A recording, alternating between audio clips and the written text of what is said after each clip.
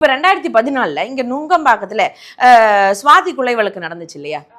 அதுக்காக அந்த நேரத்தில் எடுக்கப்பட்ட ஆக்ஷன்ஸ் என்ன? அது எத்தனை நாள் போச்சு?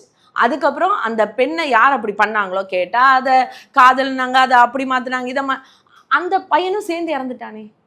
அந்த கோர்ஸே முடிஞ்சிருச்சு, அந்த அந்த அந்த கேஸே க்ளோஸ் பண்ணிட்டாங்களே. என்ன நடந்துச்சுன்னு இது வரைக்கும் யாருக்காச்சும் தெரிஞ்சுதா? அது நீங்க எவ்வளோ நேக்கா அதை க்ளோஸ் பண்ணாங்க பாருங்க. அதே மாதிரி 2017 ஹாசினி, இந்த 7 வயசு குழந்தை தானே, அதையும் யாருனாலையும் மறக்க முடியாது.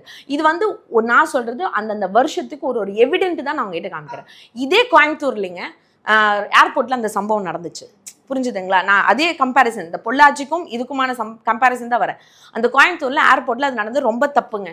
அப்படி யாரும் அந்த டைம் நாங்களே திமுக நிர்வாகிகள் நாங்களே கேட்டோம். போலீஸ்காரங்க ஒரு சில விஷயம் சொன்னாங்க இல்லையா, அங்க நீங்க எப்படி இந்த நேரத்துக்கு இங்க வரலாம்னு சொல்லி கேட்கும்போது நாங்க எல்லாருமே, அதாவது மகளிர் அணி சார்ந்தவங்க எல்லாம் கேட்டோம். நீங்க எப்படி அந்த கேள்வி கேட்கலாம்?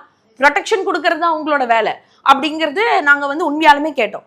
அங்க எம்எல்ஏ யாரு? அந்த தொகுதிக்கு எம்எல்ஏ ஏடிஎம்கே. அவங்க நிக்கல, நின்னாங்களா இல்லையான்னு தெரியல. அவங்க சும்மா பேசுறதுக்கு தான் நின்னாங்க. பெருசா அவங்க ஒரு என்கொயரி பண்ணி முன்னாடி நின்று இது பண்ண மாதிரி தெரியல. ஏதோ ஒரு ப்ரொட்டஸ்ட் மட்டும் தான் நடத்தினாங்க. ஏங்க, இது வரைக்கும் வரலாற்றில் எதுலையுமே நடந்திருக்கு. 30 நாள்ல அந்த ஆளுங்களை பிடிச்சி இன்னைக்கு அந்த 3 பேத்துக்கும் சாகும் வரை மரண தண்டனை வழங்கினதும் இந்த திராவிட முன்னேற்ற கழக ஆட்சியில தான். இன்னொன்னு ஃபோக்ஸ் அதிகமா இருக்குன்னு சொல்றாங்க.